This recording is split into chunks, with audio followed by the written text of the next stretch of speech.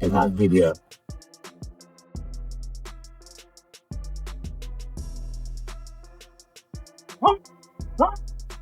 When your fight, gang? September 12th. What's our fighting at 54 or 47? 47. Is he gonna make it? Huh? I don't think he's gonna make it. Huh? He was struggling to make 149. I don't think he's gonna make it either. If you do, then easily you ain't got no claws in. Let him get up. Huh? You gonna go up? No. The more weight you get after the fight, the slower you are. Let me see his espresso, shall we? 100%. What I'm done. Sit. Like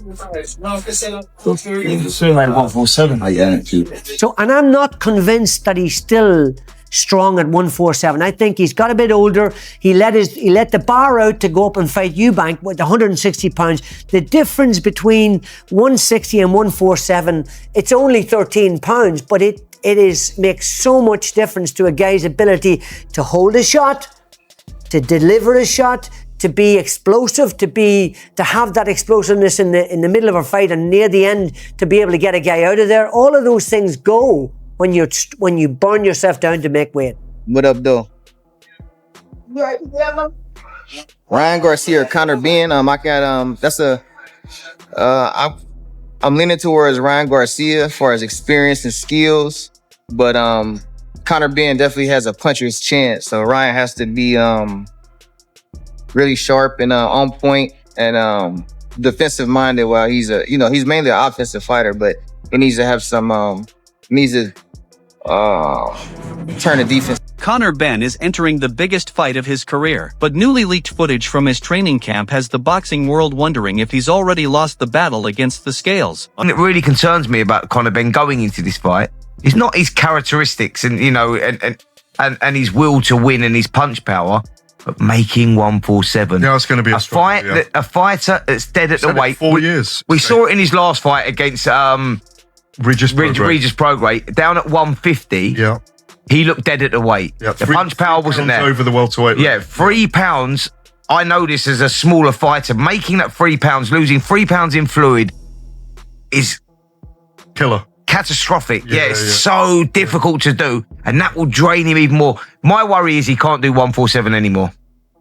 Two on September 12th at T-Mobile Arena in Las Vegas, the British star will challenge Ryan Garcia for the WBC welterweight world title. But after fans examined recent training footage, serious concerns started spreading throughout boxing. The bulky middleweight frame that once powered through opponents now looks noticeably different. His shoulders seem slimmer. His face looks drawn, and insiders are starting to worry. The question isn't only whether he can win, but whether his body can handle the fight once the bell rings. Conor looked very sharp at 160 against Chris Eubank, but had a much tougher time at 150 against Regis Prograis. Eubank was weight trained. Prograis is an older fighter now and came into the fight afterwards claiming that he wasn't 100%. Tim, how do you think this affects Conor Benn having now he has to go back down to 47 against a very talented fighter who's in his prime? Well, first and foremost, let me just say this. My initial thoughts of this fight. Drug test. Who's gonna be doing the drug test? Right. That's one. Right. Okay? Why do you say who? Because I think it's very important because I think that VADA has the most extensive drug testing in boxing, right? Yeah. They test far beyond anyone else. So I don't know. Ryan in the past has always said he doesn't like VADA. Victor Conte's no longer here, so that's the reason why. And then on top of that, both these guys have tested positive for performance enhancement drugs. So I'm saying to myself, is there going to be testing for this specific fight? For this fight here? Ben got called too?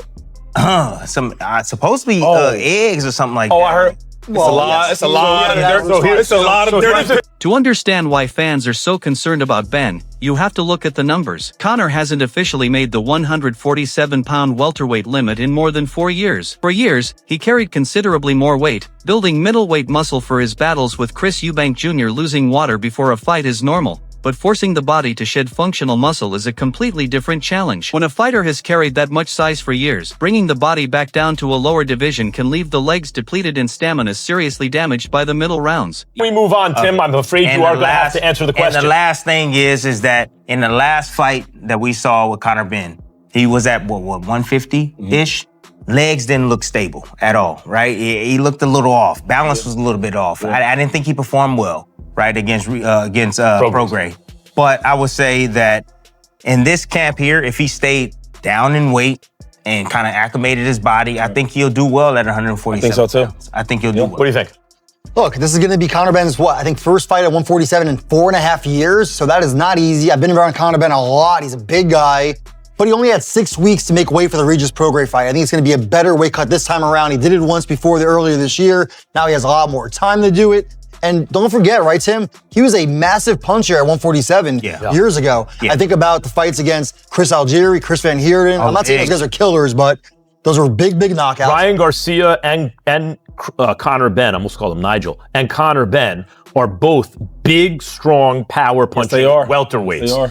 If you're around Ryan or Conor, you can see they're big for the division and they can both punch for the division. But speaking of the Prograis fight, as a future Hall of Fame athlete, Shady, I do think there's something to, well, why can't he get up for this fighter the way he can get up for that fighter? Because the reality is, you cannot simulate the adrenaline. How do you really simulate the adrenaline to get up for a lesser fight on a smaller stage?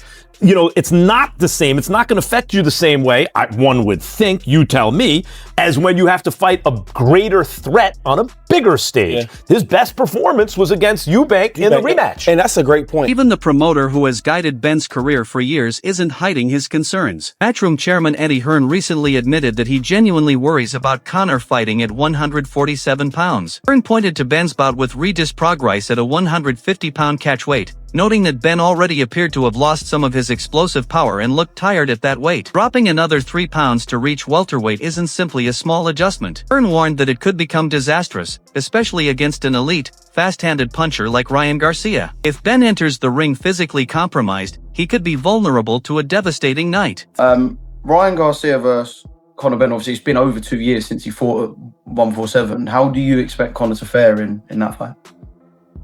I think Conor's always going to be competitive. He trains really hard. He's got a lot of heart.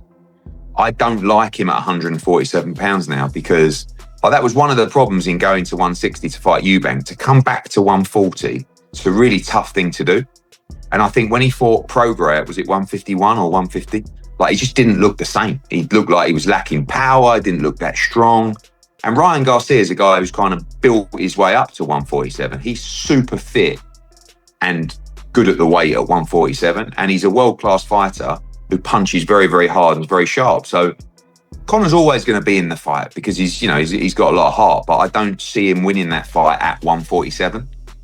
I think his better weight will be up towards 154. I don't think middleweight's his weight either, but I think he'll find it really tough to make that weight, and I don't think he'll feel physically where he needs to be. But listen, even with everything that's gone on, he's a British fighter.